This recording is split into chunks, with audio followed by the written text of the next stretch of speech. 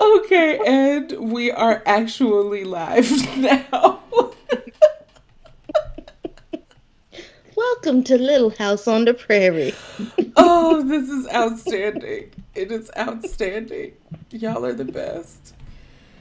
Okay, so we are here for the second installment of the legacy and immigration talk collaboration between Brazen Legal and Dahlia Law Group. We have literally gone from coast to coast to try to cover as much of this work as we can. We kind of envision this to be maybe a looser uh, type of popcorn conversation about immigration issues and legacy and estate planning that might apply to them. I am Jill Bates Moore. I am one half of Dahlia Law Group, and you ladies are.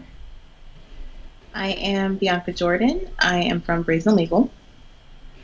And I'm Alicia Holland, the other half of Dahlia Law Group. I love how Bianca says, "Well, I'm from Brazen Legal," like she doesn't own the joint. Like it's not her whole thing. I'm the representative that they Right. sent for It's today. like, I just work here, you know. so, so this week, or over the past week and a half, there have been some pretty insane highs and lows in the immigration sphere. We are going to count on Bianca to summarize some of those for us because Alicia and I don't know what in the world we're talking about with that. But what once she does that, I think what everybody is going to see is just the sense of proactiveness, right? Like plugging into this proactive energy that frankly had is just the moment that we're in, right? Like everybody is getting active in some way about the things that impact our lives, and the immigration space is no different. And legacy has a good bit to do with some of the motivation, some of the reason for that. So we're going to talk about it. Bianca, what had happened? A lot. How much time do I have? I joked and said that when it comes to immigration, this is a very depressing game of chutes and ladders because last week the Supreme Court gave us some really good news, and then the occupant felt like he needed to rain on everybody's parade. So for the benefit of those that maybe aren't familiar, the Supreme Court actually a week ago exactly, A week ago today, decided in favor of the Dreamers. So a little bit of a backstory just for the benefit of people who don't really know what DACA is. So many years ago, there were a group called Dreamers, and they're categorized as children that came to the United States, or people that came to the United States as children. So this could be people whose parents crossed the border with them, and they had no papers. This could be people that had a visitor's visa and came to the United States with their parents, but then their visitor's visa expired and they stayed in the United States. So they were here undocumented. They had been rallying and trying to get Congress to give them some type of immigration benefit that would lead them to get citizenship. Because right now, under the current immigration laws, if you come to the United States undocumented, you cannot get a green card. You cannot adjust your status. You would have to go back to your home country, which for a lot of people, that's not a big deal. It's actually just going through consular processing, which is getting a green card, just doing your interview overseas. But if you come to the United States with no papers and you overstay, or you're in the United States undocumented for 6 months or over a year, then when you leave the United States, you can't come back for 3 years or 10 years, depending on how long you overstayed. So, and also you can't, unless you have a waiver, and not everybody qualifies for a waiver because you can't get a waiver just because you want one. You have to have a qualifying relative that you're showing would suffer some form of extreme hardship if they weren't able to come back to the United States.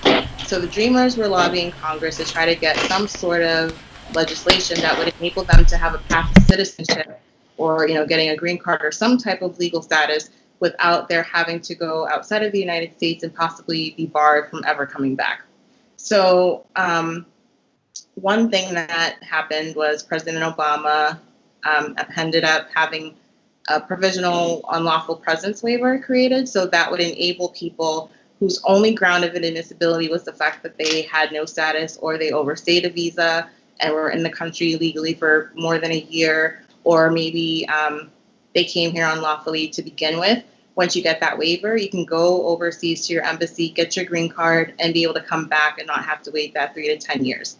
The other thing that he did was created the DACA program, which is Deferred Action for Childhood Arrivals. And again, that was for people that came to the United States as children. And this policy went into effect, I believe, if I remember correctly, I want to say it was 2012. I was still in law school, so yeah, it was 2012. And under this program, if you came to the United States before 2007, before you turned 16, and you either had no status or your status had at least expired as of that date, then you'd be able to apply for DACA, provided you were still in school, or you had finished school, or you were in the military, or honorably discharged, and you didn't have any major criminal records or anything like that.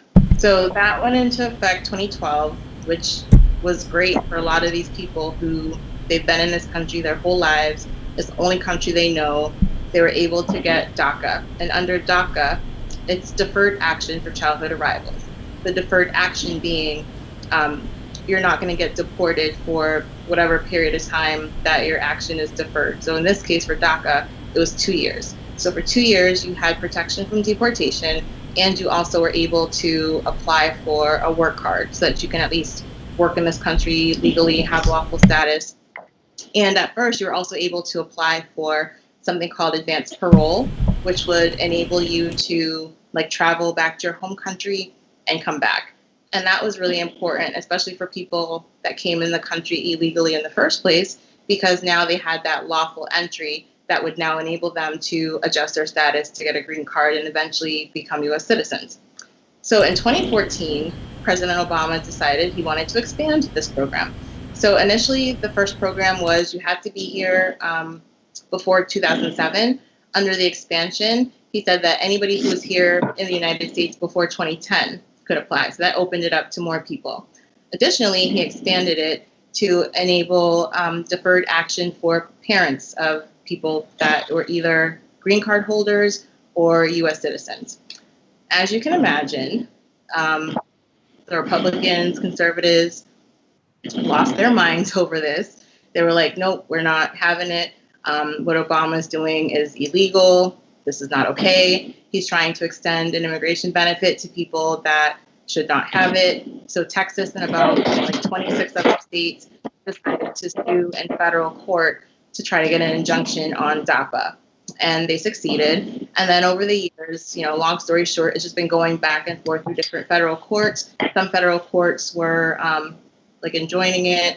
And finally, in June of 2017, this administration, which, Obama's gone and we have what we have now, this current administration pretty much said, we're not doing DAPA. And then a couple months later, Jeff Sessions announced that DACA would be ending effective September 5th, 2017.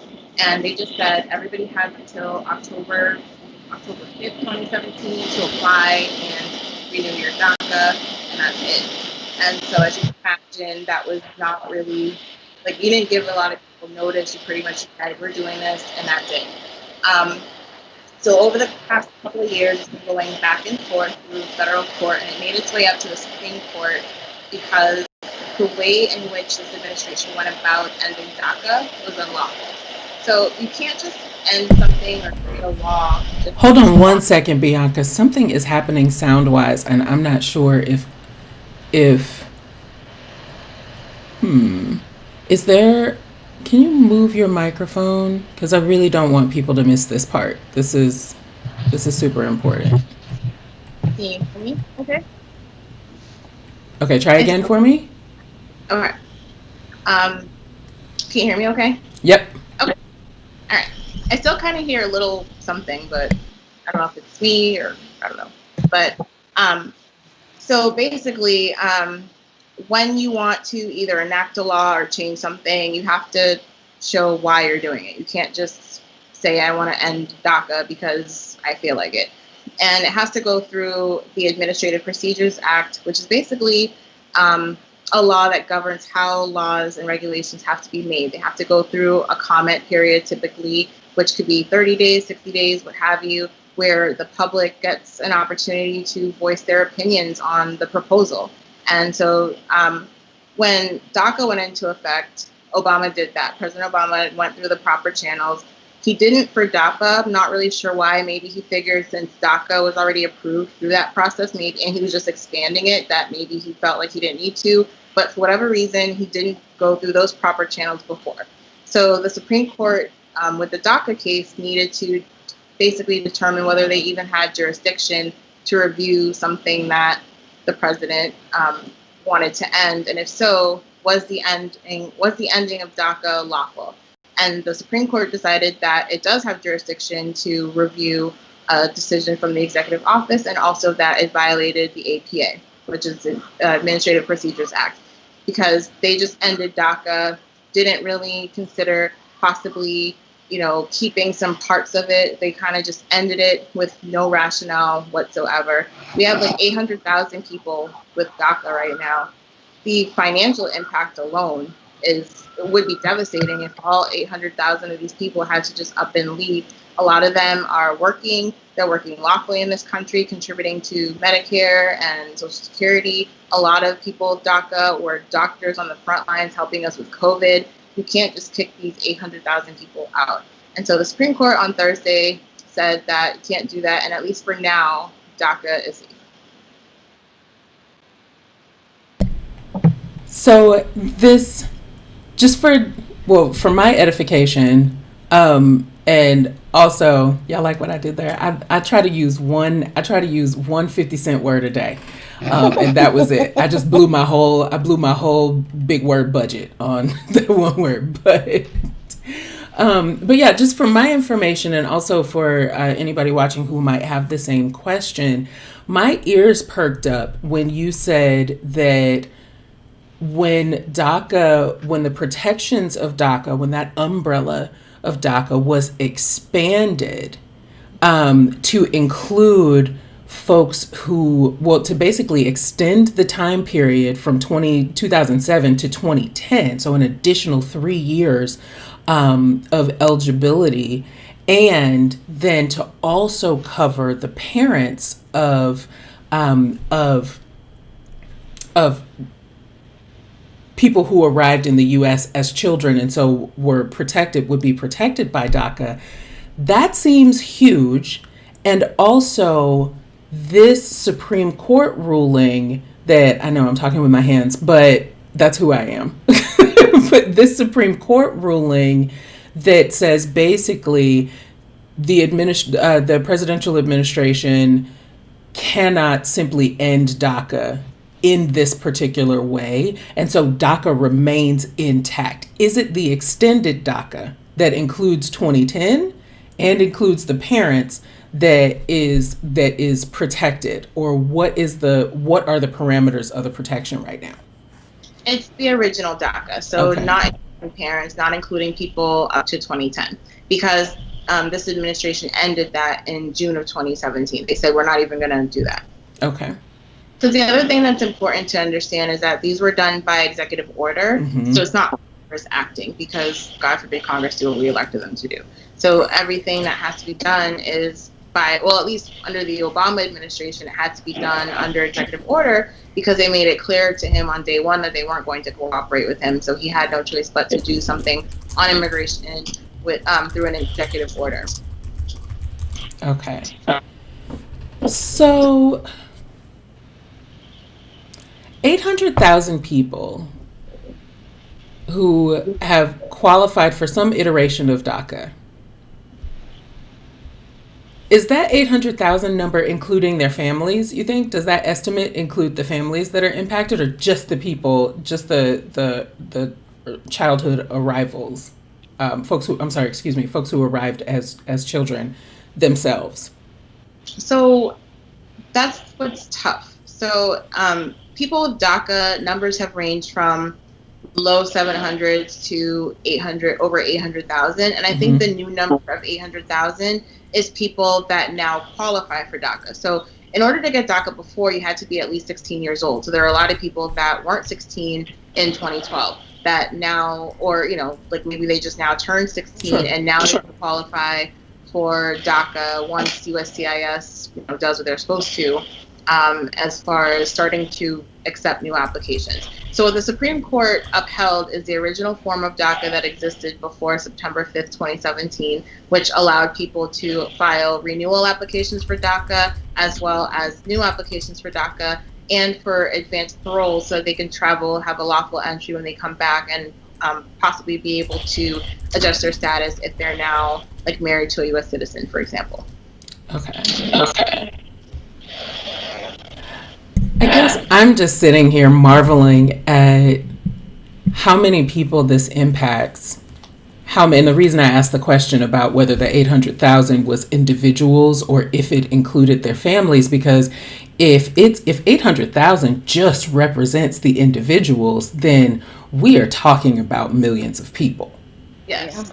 Essentially, right? I mean, because the whole nature of DACA is that one of the impacts of it is that there is a family that is, that is involved for the most part. I mean, I imagine that some children arrived to the U.S. alone, but not every single one. And so I guess I'm hearing a couple of things. I am hearing a persistence by the current presidential administration to shut down as much immigration flexibility as it can. I hear a persistence. Things don't just show up at the U.S. Supreme Court. That's not how that works. That's not how. What does the commercial say? That's not how any of this works. That's not how any of this works. Right. And so that is a level of persistence that I think merits our attention. And also, I am hearing that people have some options. Like that even though this Supreme Court decision has protected DACA in its current state for now, and we can talk a bit about what, whether we think there are going to be some further fights about it, or what we think those fights would be, because we can be pretty well assured there are going to be some further fights about it. But even though that protection exists for now, this is not a time really to relax into the protection. People shouldn't be running around scared, but also people shouldn't be feeling quite as lulled into a sense of security as a decision like this, which is huge, by the way. I mean, not to take away at all from just how enormous the impact of this is, but it's still time to stay doing your work. Those are the two things that I'm hearing. Yes, definitely. Yeah.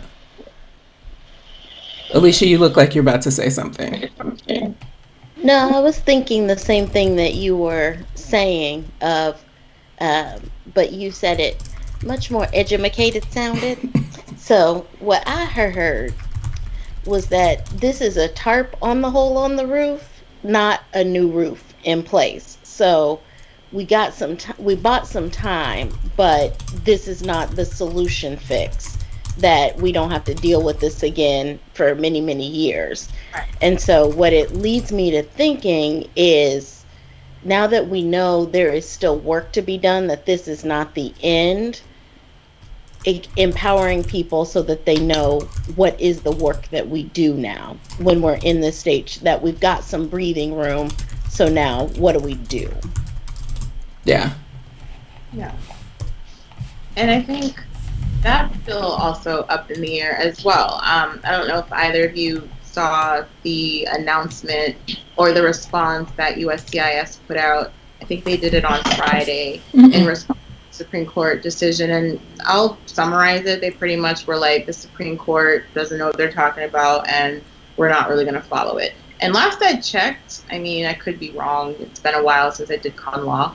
I'm pretty sure the Supreme Court is the law of the land. So how are you going to tell the Supreme Court that, like, we're not going to follow what you're doing? And just the fact that they issue a statement like that is very dangerous, because my fear is, so the Supreme Court basically returned DACA to the original state, meaning people who have never applied before that qualify can do so, or they're supposed to be able to do so. Renewal applications can continue to be filed, and then you should be able to apply for advanced parole. But USCIS is pretty much saying, well, we're not really going to do that, or we're going to make it difficult for you. So one of my fears is, what if now people are applying for DACA as a first-time applicant, and then USCIS is like, well, we're not going to do this. We're going to deny the application.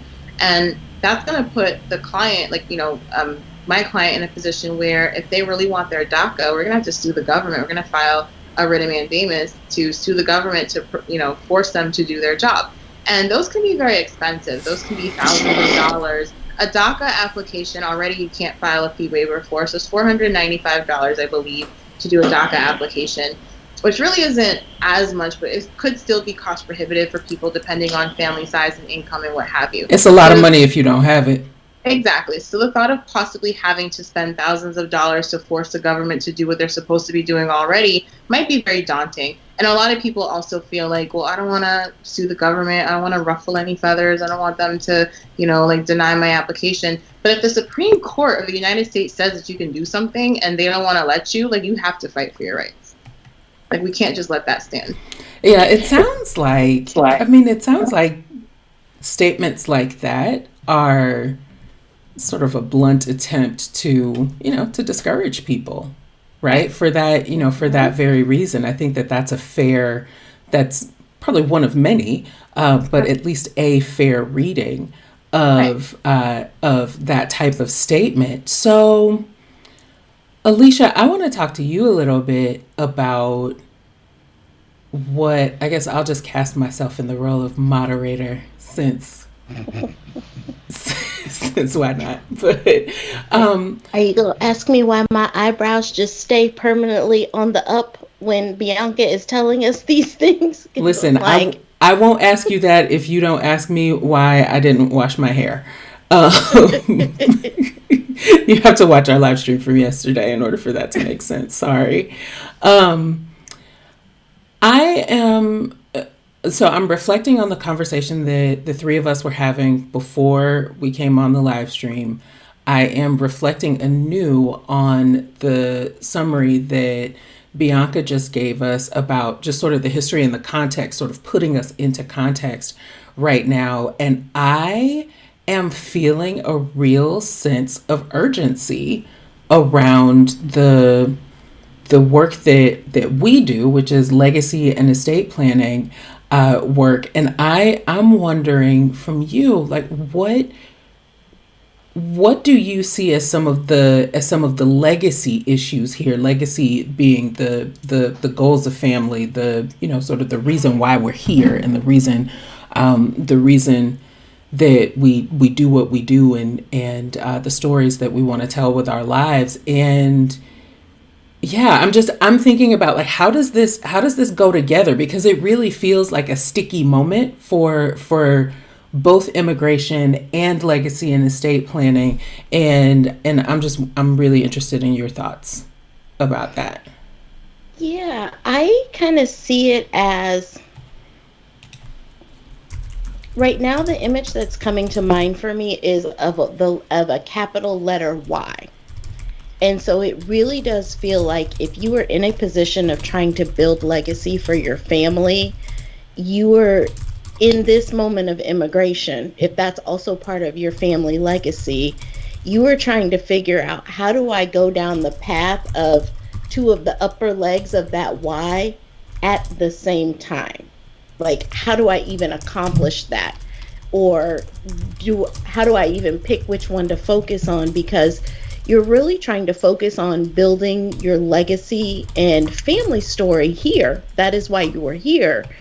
And you're also trying to plan for whatever game of whack-a-mole is going to pop out of this administration, or even the one to follow it, and the immigration policy.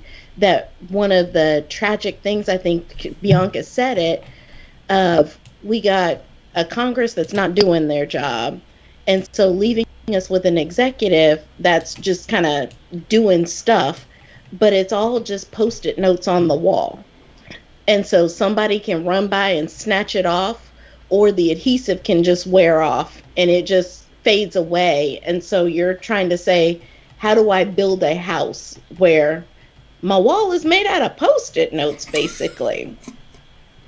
Because that's when I'm thinking about this, that's what I'm hearing you say. And so from the legacy standpoint and the tools that you have in place, it is very much I'm trying to plan my full legacy. Typically what we tell people when we're doing our legacy planning is we're capturing this snapshot in time right now, knowing that life is going to change.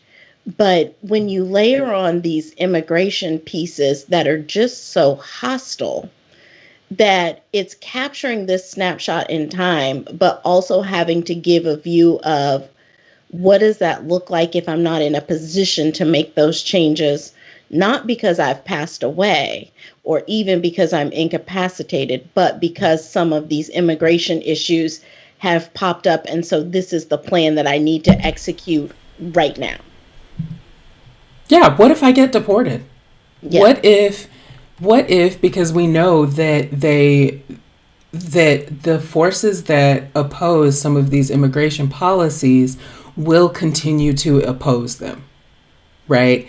And we have seen successes in those oppositions before. I mean, one we were just talking about, Bianca just explained that the expansion of DACA to include 2010 and to include the parents of folks who arrived in the U.S. as children, that those were rolled back already, right? So what happens? Like what happens in a moment when all of it, and I mean, and if it's feeling like a lot for me, who I don't have a U.S. immigration story, right? Like I didn't immigrate to the United States and my family didn't either.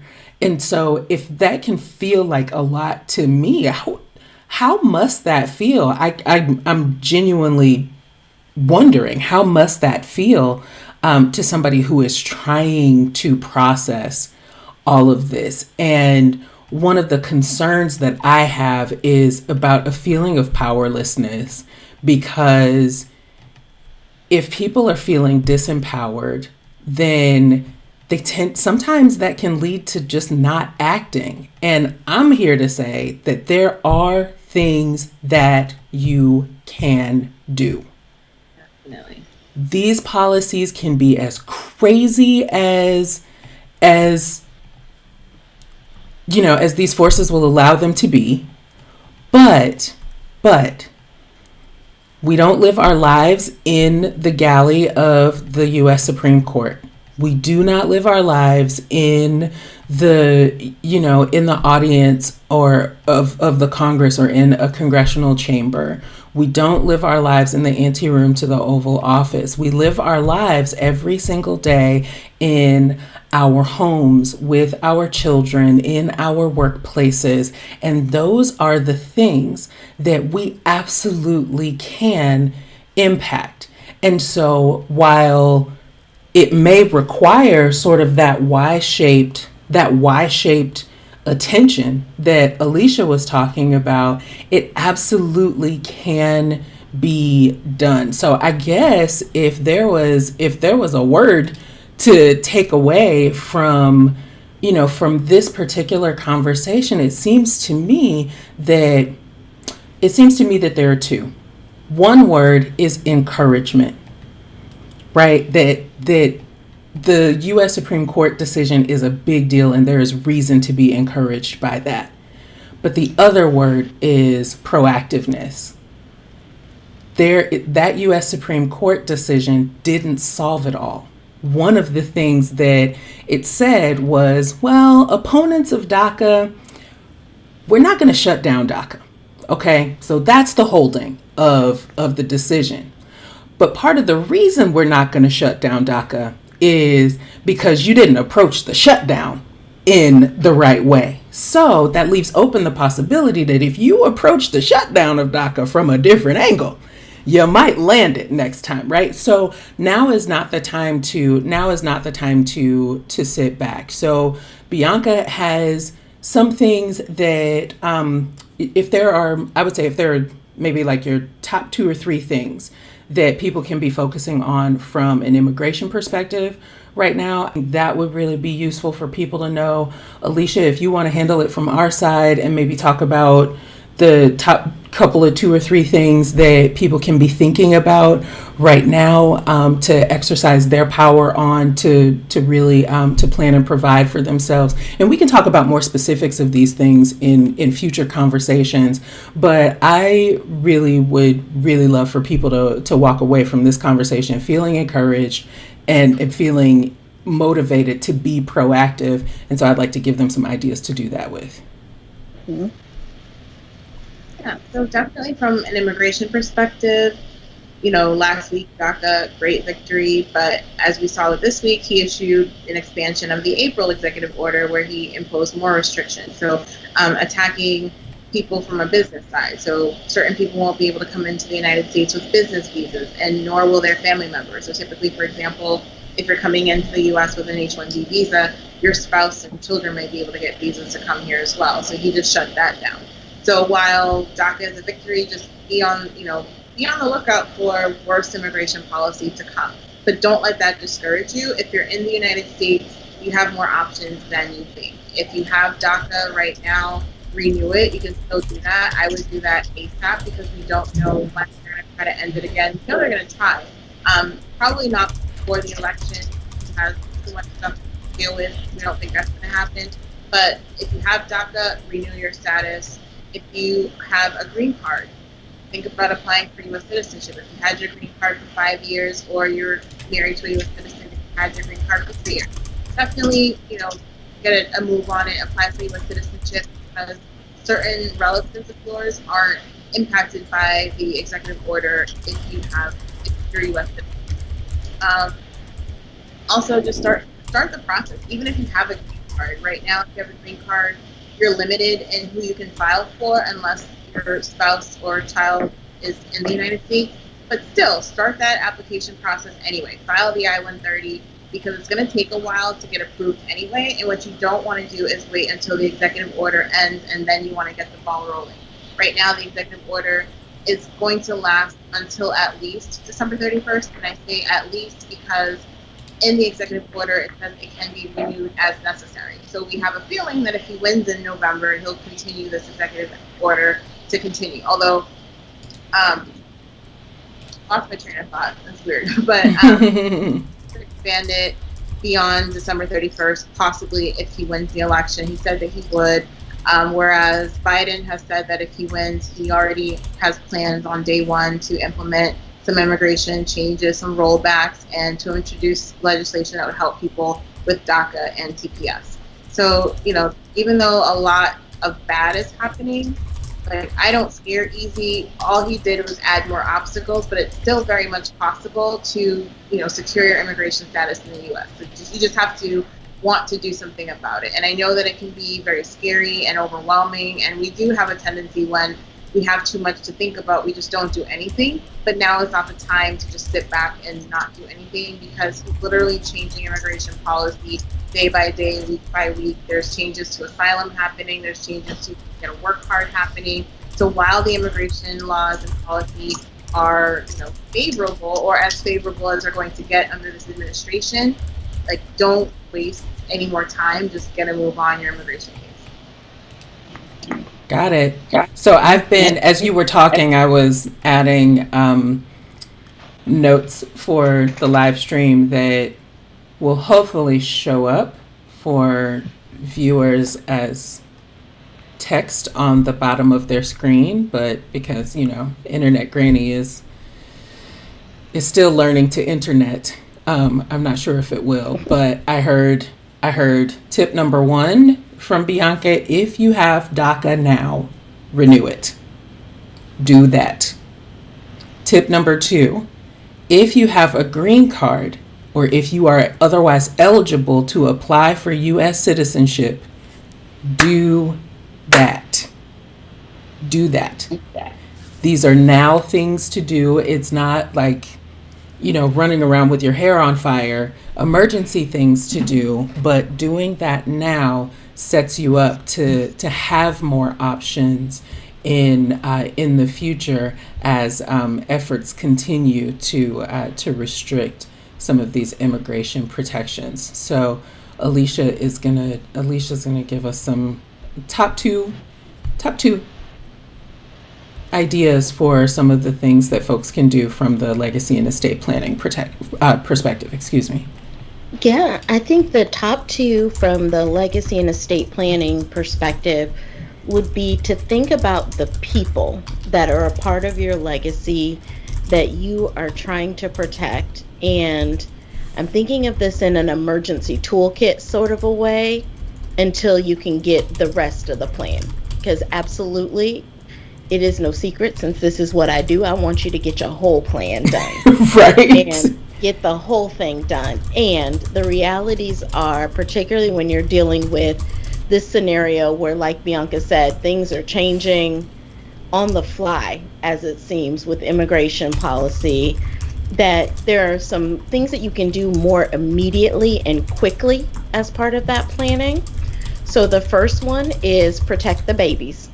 And so one of the big concerns when you are dealing with this setup in immigration status is what happens to my children if something happens to me, if I am not only just deported, but just something happens where I am pulled in some way and involved in some legal process of making sure that I have a plan in place for how my kids are protected.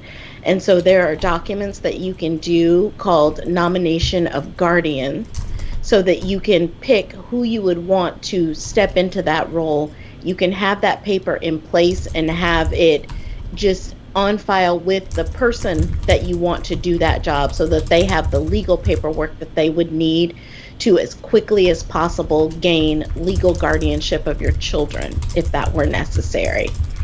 So that's my number 1 tip. The number 2 that I would say to look for, and this is something, because I know immigration is a nationwide concept, and so while as a California lawyer I could do it for you in California, some form of this exists in every state, which is to do a power of attorney for property and financial decision making. And what that document is going to allow for is to have somebody be able to step into your shoes as your agent to be able to take over property, financial, business type transactions on your behalf if you were not able to do that for yourself. And so same scenario of if something is going on and you get involved in some sort of legal process where you are detained, that you cannot go to the bank to get funds to contact a lawyer or to deal with the business transaction of your home, something of that nature, then the agent that you have designated in that power of attorney would have the legal paperwork that they need to be able to quickly step in and to get control of those resources to help either to help with getting you set up with the legal help that you need, but also if they need to be able to access those resources for the care of your children as well. And those don't have to be the same people, but thinking about a plan for taking care of your children and then getting a hold of those financial resources so that we can make sure that those are maximized while the rest of this is getting figured out for your particular situation. I think those are really, really, really great tips. Those are great ideas. And what I love about the tips from both of you is that those are actionable now. These are things that, I mean, just with the things that you said, people are equipped to pick up the phone, call Bianca, call a family member and say, hey, do we have this? Right? Like, is this something we need to, I saw the lawyers on YouTube and they said we need to get this, right? And so people are empowered with this information to impact other folks in their communities, and also to get moving, because while it is not dire, this is good news. And so how to take care of yourself in times of good news is, I mean, I don't know, maybe that's the topic of somebody's sermon this Sunday, but in any event, these are things that people can move on now. I included in some of the text that hopefully somebody will be able to see, that the legacy and estate planning tools that Alicia was talking about, we covered some of those in our first and second episodes of the Legacy live stream on this same channel. So the nomination of guardian we covered in episode number 2, I do believe, and the power of attorney we talked about in episode number 1. So there are examples in the show notes from both of those episodes if you want to see what that looks like, at least a California version of it. And also those episodes have a great deal more details about those things. Bianca provides awesome, timely, and digestible immigration information on her social channels as well. So some of the things she was talking about, please look to her channels for those. Bianca, will you tell us what those are? Sure. So I'm on YouTube. You can just search Brazen. What am I? You can just search Brazen Legal on YouTube. If you speak Haitian Creole, you can look me up as Avocat Bianca, which is basically attorney Bianca in Haitian Creole. I'm also on Instagram at Brazen Lawyer. I try to post my videos on both YouTube and Instagram. Excellent. Thank you all so much, everybody who is watching, everybody who will see this at some point in the future. Thank you for your time. And even though you belong to yourself first, and so taking care of yourself first is absolutely the right thing to do, please do also consider the person sitting to the left and to the right of you. If this information is going to be helpful to somebody, pass it along. Let them know, because we exist in the future and there is room for all of us. We can all go. So point somebody to Bianca's social channels, to her firm website, to her firm YouTube, direct somebody here to this channel, to our Instagram. We're still figuring out how to use it. Don't judge us. We're trying. But it will connect you to us and to all of these resources. It absolutely will. And that Instagram channel, is it a channel? What is it called on Instagram? An account? Page? It's a page? It's a page or account. Oh, gosh. Oh, we sound like somebody's grandmama. Our Instagram is at Dahlia Law, DAHLIA. Thanks so much. And we will see you in 2 weeks. Right back here. Bye.